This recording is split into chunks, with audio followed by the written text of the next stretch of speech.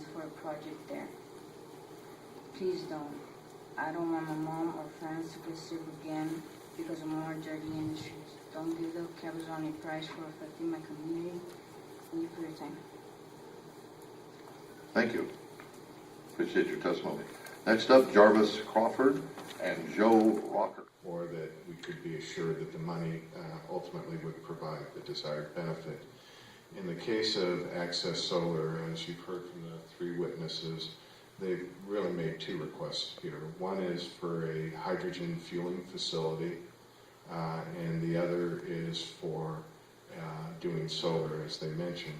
The request of the $25 million for the hydrogen facility with only 4 converted buses. So it's a lot of money for 4 converted buses, and in the proposal, the staff panel or the panelists did not believe that there was adequate indication of available hydrogen vehicles to use the facility.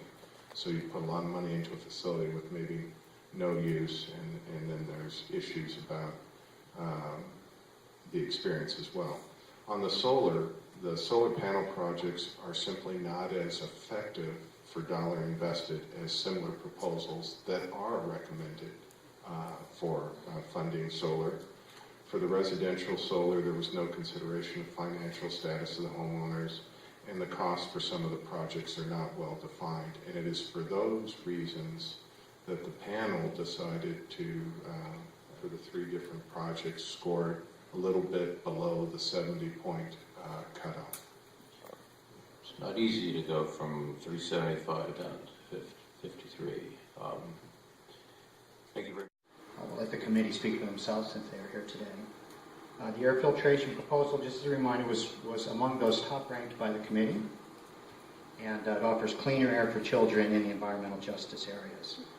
The leadership of Coachella Valley Unified, in particular Dr. Adams, has had the vision to see the benefits of this high-performance air filtration, and we would look that his leadership is applauded.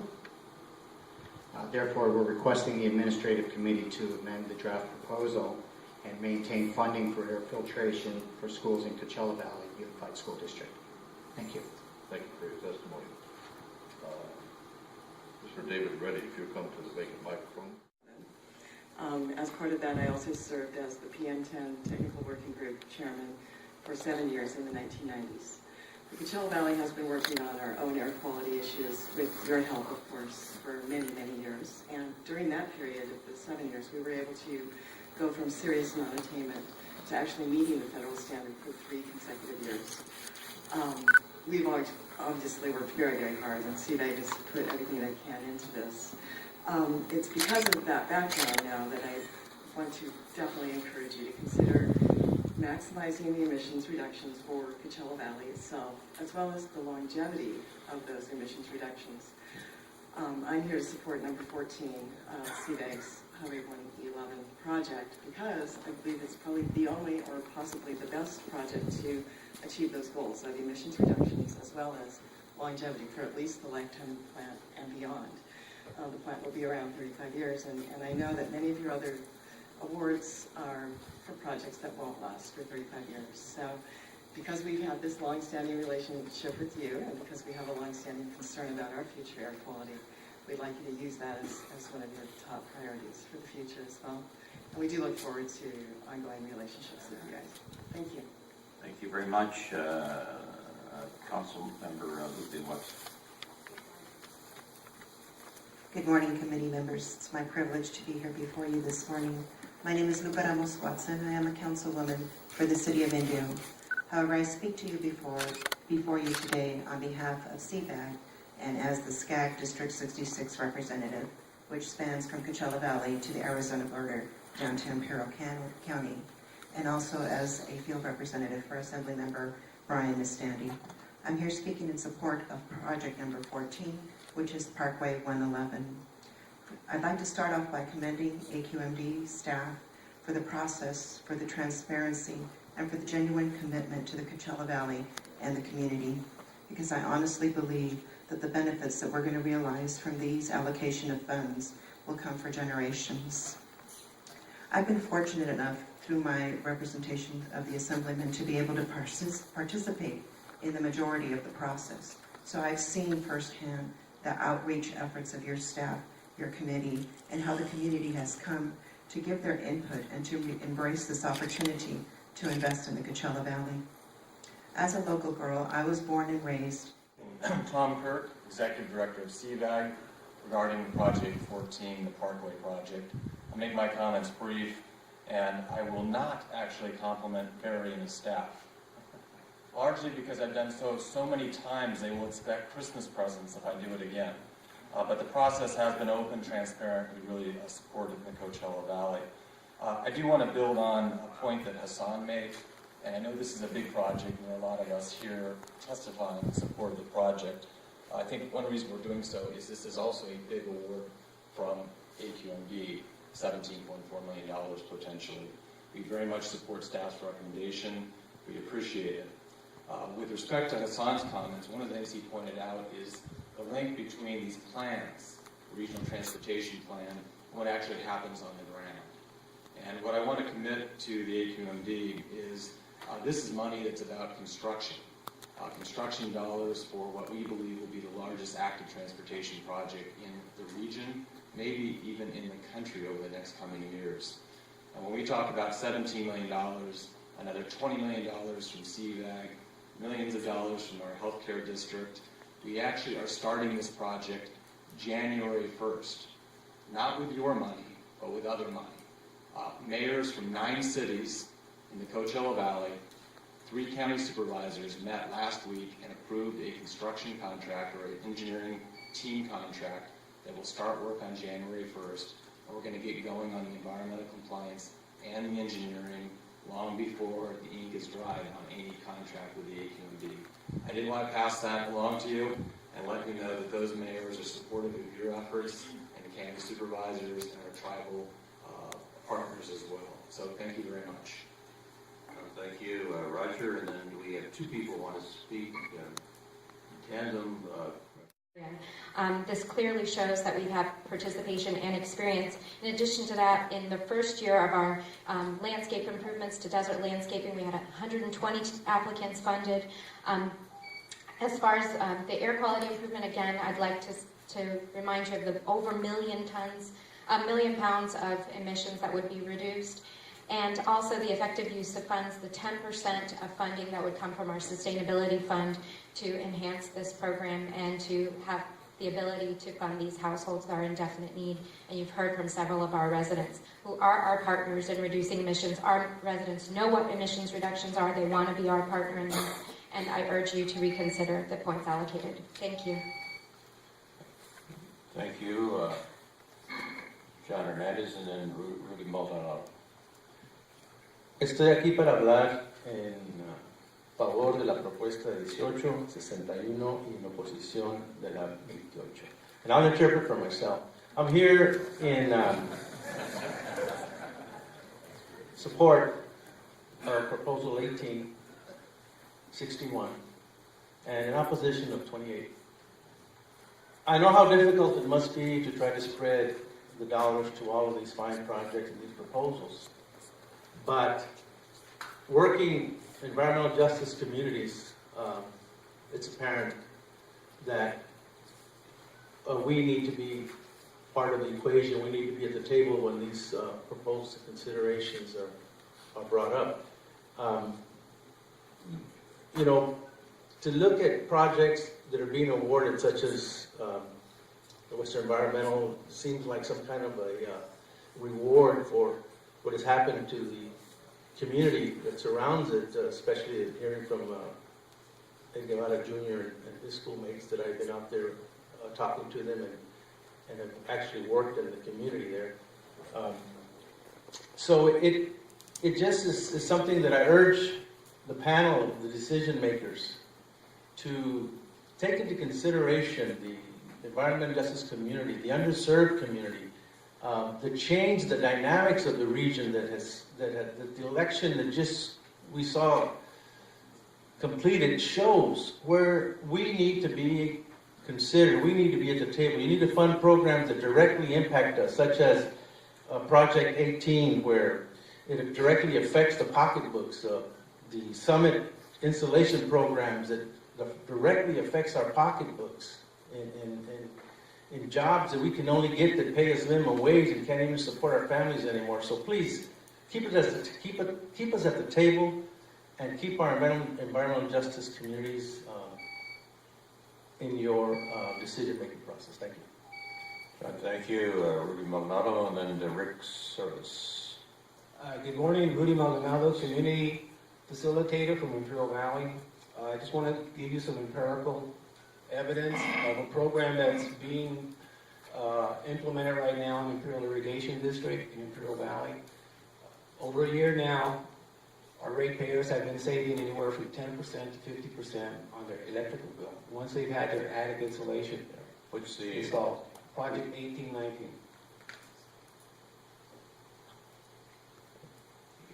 Okay, now, if you could just imagine $50 being saved a month by 1,000 homes, it's a significant sum. You multiply that by 6, that's what's commonly used. The cycle of the dollar goes around 6 times, directly and indirectly. What you have in your hands is potential to create a self-generating economy, people helping people. Now, wouldn't it be nice to have Wall Street and Main Street come together with your agency as a facilitator to make this happen? You put people to work, money stays local. Just remember, if you're not aware, these individuals don't save money. They put it back in the economy. Local stores, groceries, school supplies, maybe they'll sign up their kids for soccer. So you would perform a tremendous service for these individuals that don't have a voice. Thank you. Thank you. Rick Service and Lisa Houston. This is Rick Servant with Summit Insulation, and I just first of all want to tell you that we appreciate your support, and I'm talking about project number 18 and 19.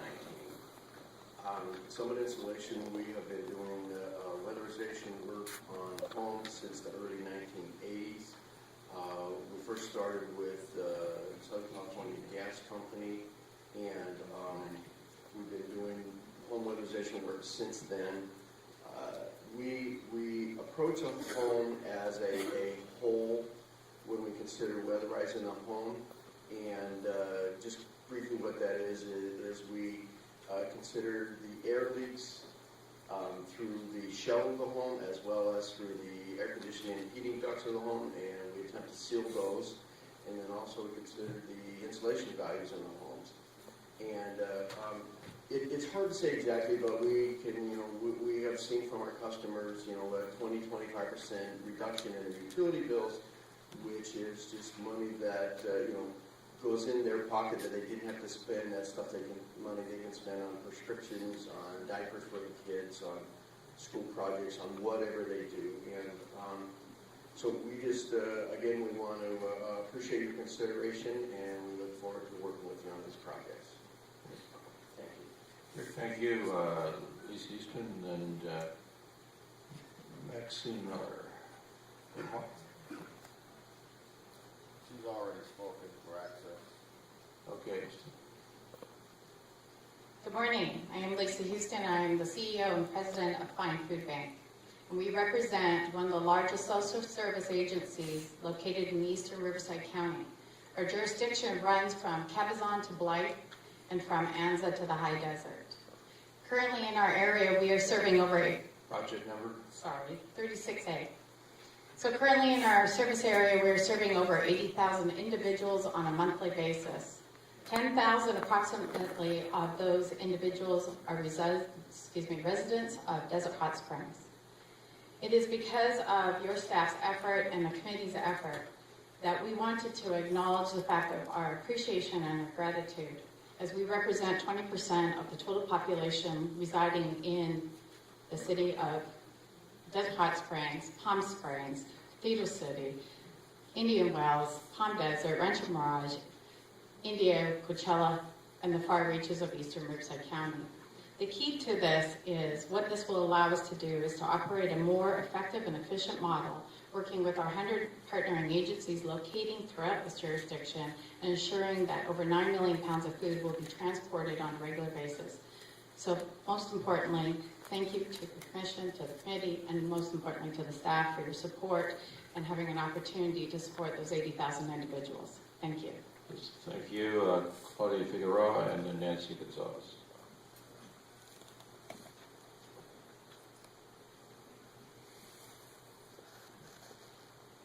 Claudia Figueroa.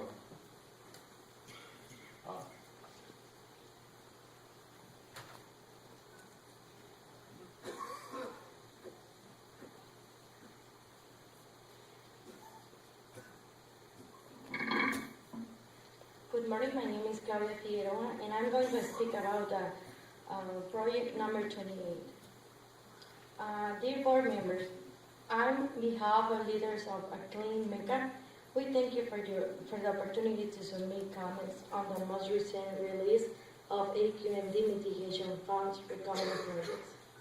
We ask that you remove and resign your recommendation for Renovitas. Project number 28 to more worthy projects like Summit Insulation from the environmental justice areas. Thank you for your time and revision. Thank you for coming to Nancy. Buenos días, mi nombre es Nancy González y represento a la organización en California de Líderes Campesinos. My name is Nancy Gonzalez, and I represent an organization in California called Líderes Campesinas. Estimados miembros del board, hemos notado que el Parque de Recursos y Conservación del Río Cabazón ha sido recomendada para recibir fondos para el proyecto Renovitas que operaría Green Gas Inc. Honorable board members, it's come to my attention that one of the recommendations has been to fund a program called Renovitas, located on Western Environmental Inc. Nosotros como miembros activos de la comunidad del este del Valle de Cochera nos oponemos firmemente a esta recomendación por las siguientes razones. As members of the environmental justice community, we oppose these recommendations for the following reasons. El historial de violaciones ambientales, tanto de Western Environmental, Considerate Tire Recycler y su desinterés por el bienestar de la comunidad en Mica. The history of the violations of air, Western Environmental, and Consolidated Tire Recycling, and the uninterested in the well-being of the community in Mecca. La continua tendencia a excluir a la comunidad de proyectos sometidos del EPA federal para su revisión y aprobación respecto a la emisión de contaminantes en el aire.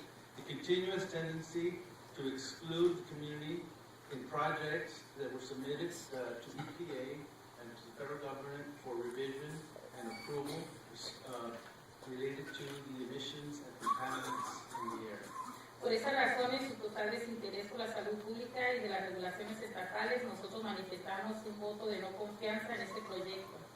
For these reasons, and the total disinterest in the health, public health, and the regulations, the state regulations, we're manifesting a vote of no confidence for this project. Respetuosamente, nuestra organización de líderes campesinas, que es una red de más de 100 miembros, brinda su total apoyo a Summit Insulation y pedimos la retiración de recomendación de Calvans. Gracias por su tiempo. Our organization, that is a coalition of more than 100 ladies that give total and submit a request that you approve Summit Installation, and we ask that, and also the recommendation of Calvin. Gracias por su tiempo y queremos dejar esta carta para el récord público. Thank you for your time. I'd like to leave this letter for the record. Thank you very much. Luis Almedo and then Laura Montes.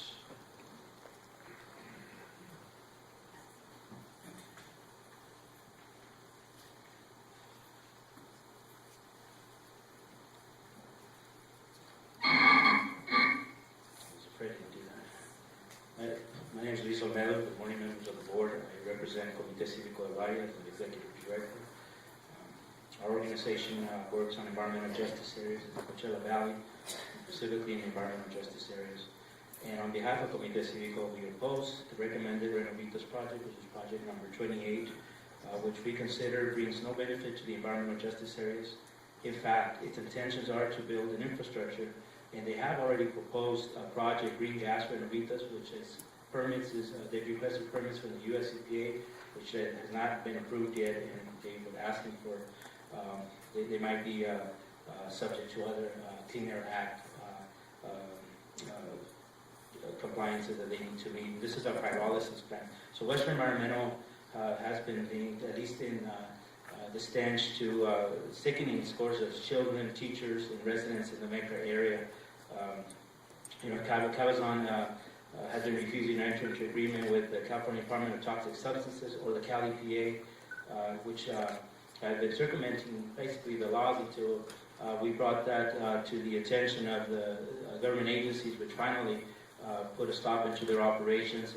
And since then, a number of consent orders from UCPA have also been issued to this facility, continuing its trend of excluding the community, and proposed project applications that have been submitted, again, like I mentioned, to the US EPA. Due to this total disregard for public health and state regulations, and we issue a vote of no confidence for project number 28, Renovitas.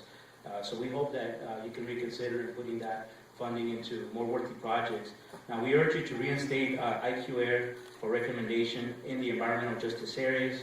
IQAir is a gold standard project. We've been following this project. We understand that South Coast Air Quality Management District has funded this project in the past and has worked, IQAir has worked with environmental justice communities. It will deliver clean air to children and reduce the risk of respiratory illnesses by removing pollutants from the air. We also support AQMD recommendation for summit installation, which truly is a community-oriented project, which will result enormous energy savings, financial struggling community, and create good jobs. We hope that you can. We hope that you can also consider putting money into the environmental justice area again for summit installation. Thank you. I have 12 other letters I will submit from diverse public to the public record. Thank you. Thank you. Laura. Yes, introducción.